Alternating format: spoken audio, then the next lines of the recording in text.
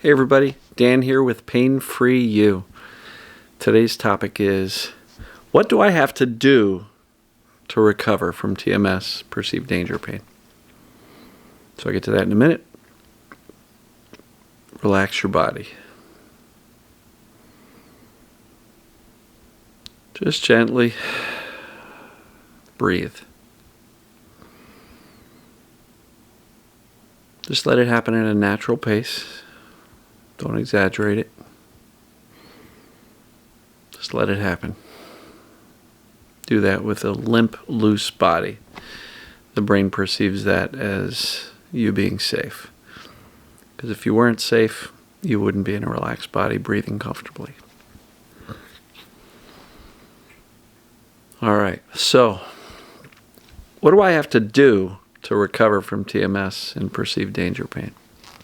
Which are one and the same things. That's just my term for it. So, not much. What do I mean by that? Look, there's a ton of different approaches to ending your pain or symptoms. But the key message, if you could really get this intellectually and get it here subconsciously, wisdom, is that by definition, TMS means we're not broken, we're not sick, we're not ill, we're not diseased. We don't have a mental problem, we don't have an emotional problem. We have a brain that's perceiving danger inaccurately.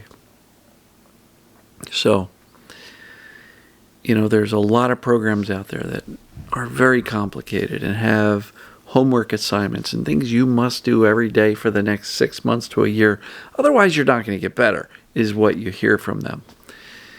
And it becomes this very strict, daily routine that you feel you have to do perfectly. Otherwise, you're not going to get there. And so people come in and they say, well, where's the checklist, Dan? What's my homework? What do I need to do? And my answer is, if you're looking for a checklist, I'm the wrong guy, because it's not so complicated you need a checklist. Simply put, the brain perceiving danger is what creates symptoms or pain. Teaching the brain the danger is not actual, it's just perceived, is the solution. Now, how do we accomplish that? It's a teaching process. There's nothing to actually heal. It's a teaching process. It's a learning process. And every time you have symptoms or pain, that is an opportunity to teach your brain further and further that you're actually okay. So keep in mind, symptoms and pain are created by the subconscious brain. And I always point to the back of my head. I don't know where the subconscious is, in the physical anatomy of the brain, if it is even a location, but the subconscious is what is creating the symptoms and the pain. And the only thing we can do is use our conscious brain to influence the subconscious to make a different decision. We can't plug something in and type on a computer and download, subconscious, you're safe, and boom, you're all better. It's just not the way it works. But if you were to try to learn a foreign language, you would use your conscious brain. And with practice and repetition and practice and repetition and practice and repetition, the brain will eventually learn these words and phrases, and you'll be able to listen and hear it and understand what they're saying. And that's when kind of language goes from the conscious, I have to think my way through it. Fluency is when it's really ingrained, it's learned, it's wired. It's in your subconscious, and it just becomes natural. So, if we want to teach the brain that we're actually okay and get it into the subconscious, it requires practice and repetition, just like learning a language. Now, for those people who say, well, Dan, I don't get it. I've been telling myself I'm safe all day for like 3 days. How come I still have the pain? Isn't this supposed to turn it off? Can you learn Spanish in 3 days? No. but you probably can in 6 to 8 weeks if you're diligent with it, and you keep it first and foremost, and you've got a proper training.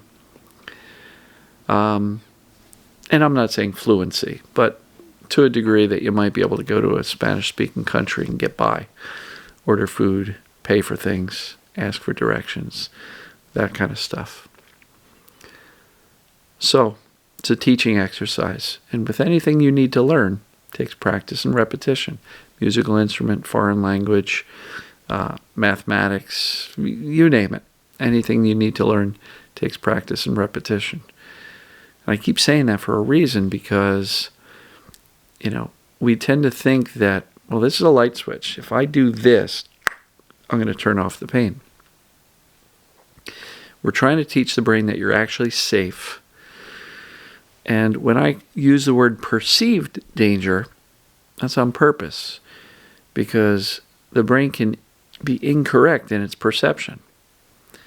And so it's our job, through the assessments, the pain test and the FIT assessment, both on my Getting Started page at painfreeyou.com. Look for it under the Getting Help menu. But those two assessments will help you get the accurate information that this thing called TMS and perceived danger pain is actually what's going on with me. So you got to understand, first of all, what it is. The Getting Started page has that. There's a couple of videos there that explain what causes pain, how it becomes chronic. The assessments say, okay, this applies to me. And then the next thing is kind of up to you, is to decide, all right, this is what's going on. It applies to me. And I believe that if I follow a proven process, which this is, I can get better. 3 beliefs. I believe TMS is a thing. I believe perceived danger pain is a thing. I believe it applies to me, and I believe I can apply these proven principles to get better. Right? That lays the foundation. From there, it's a matter of teaching yourself that you're safe emotionally, physically, and mentally. There's not a to-do list. It's just, am I feeling safer today than I was yesterday, emotionally? I am more at ease with feeling my emotions today than I was yesterday. I'm not going to tell you to go journal about your past and dig up all your past traumas, because frankly, I don't see how that makes you feel safer today by digging up the old stuff, right? I believe we want to feel our right now emotions. And if we do that enough times, practice and repetition, the brain will eventually go, oh, why didn't you tell me these emotions are actually safe? I don't need to protect you from them with something physical like pain or other symptoms. How do we feel safer physically? This isn't body movements. This isn't exercises. This isn't strength training. This is, if you want your brain to feel safe physically, I believe the fastest way to do that is with a relaxed body, comfortably breathing. I explained that in the very beginning of the call. Because if you want your brain to know that you're safe physically, this doesn't look safe. So the more time you spend tense and tight and shallow breathing, the less safe your subconscious is going to perceive that you are. Right? How do we convince ourselves we are safe mentally? Simply put, not believing and taking serious any of these negative, fearful thoughts from that fear voice. Right? We all have that fear voice inside of us. What if, what if, what if? Oh no, oh no, oh no. Right? And if we don't take that voice seriously, because we have the accurate knowledge of what TMS is, that it applies to us, that you believe you can get better, we can start to disregard that fear voice and shush it. Shh. Brain, we're not thinking about that now. We've been down that road. We've done the analysis. The jury has reached a verdict. Case closed. This is TMS. I'm not concerned, because by definition, it means I'm not broken. There's nothing to fix. I hope that makes sense. So this is a teaching exercise. Now let's talk about how to teach. You can tell yourself something over and over and over again. And just had an interesting conversation in the group call tonight. And somebody was saying, Dan, but I'm trying to tell myself that I'm okay and I'm safe. And I don't believe it. Right? And so there's this internal dialogue, this internal debate that for many of us rages on. I know what TMS is, I'm safe, and your brain going, nope, no you're not. And you can go back and forth. I think just as important as being able to tell yourself, have that rational conversation with your brain, say, hey brain, I know what's going on, we're okay, etc., etc. It's just as important, if not more so, to show the brain that we're actually okay. How do we do that? What's our biggest opportunity to show the brain that we're okay? In the face of symptoms and pain, remaining calm. Not freaking out or freaking out less. Remaining calm. Not buying into and listening to that fear voice in our heads. And being clear, confident that just because the symptoms are kicking doesn't mean I'm truly in danger. It just means my brain's perceiving it inaccurately, right? And a lot of this perceived danger comes from misinformation and the fear voice chattering away at us. So we're truly not broken. We need to just teach the subconscious that that's true. Subconscious is running the show as far as symptoms and pains go. So I wish there was a switch where you could just turn off the fear and the perceived danger in the brain. And it's not that easy, but it's not that complex either. And ask yourself as you go throughout your day, are my actions and my behaviors and my response to the symptoms teaching my brain that I'm safe or that I'm in trouble, I'm in danger? That's a real quick question that you can ask yourself at any point. And inevitably, if your symptoms are up and they're going up, it's most likely your mindset is out to lunch. It's not where you want it to be. And if your symptoms have come down, it means your mindset has done well.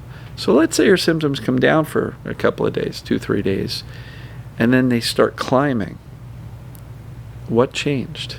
Perception of danger, mindset, expectation. Are you saying, I'm not feeling good today, it's going to be a tough day, right? Or are you confident saying, well, whether I have symptoms or not, I'm okay. Doesn't matter if I have symptoms or not, I'm okay. I'm good. So, really, really important stuff, folks. Absolutely important stuff. What do I need to do to get better? Teach. Show. Right? It's like show and tell. You want to tell the brain you're okay, but you also want to show it by responding to symptoms in a calm way. You know how else you show the symptoms or the brain that you're okay? By engaging in things other than trying to fix yourself. Because if you're myopically focused on the symptoms all day long, measuring, monitoring, trying to fix, being in despair that you still have them, you're not showing the brain anything other than the fact that you're terrified. And that's natural, but it's not beneficial. So you're not alone. It's very common for people to get very frightened by this process. And somebody today was saying, Dan, I know what TMS is. I know it applies to me. I have no doubt about it. But I'm scared of TMS now. I'm not scared that my body's the problem. I'm scared of TMS. And so that's very common also, folks. This is a teaching exercise, and setting expectations, expecting the best, choosing your response if you have symptoms is how you show the brain that you're actually okay. You know how you teach the brain to calm down? By actually being calm. That makes sense? So, what do you need to do to recover from TMS or perceived danger pain? There's not a checklist. And I know I just talked for close to 15 minutes. But in general, teach your brain safety. Teach your brain you're okay. Tell it you're okay. Show it you're okay. And if you're having a tough day, time out. Where's my mindset? Is it in the fear? Is it in the doubt? Is it in the worry? Is my mindset in the toilet?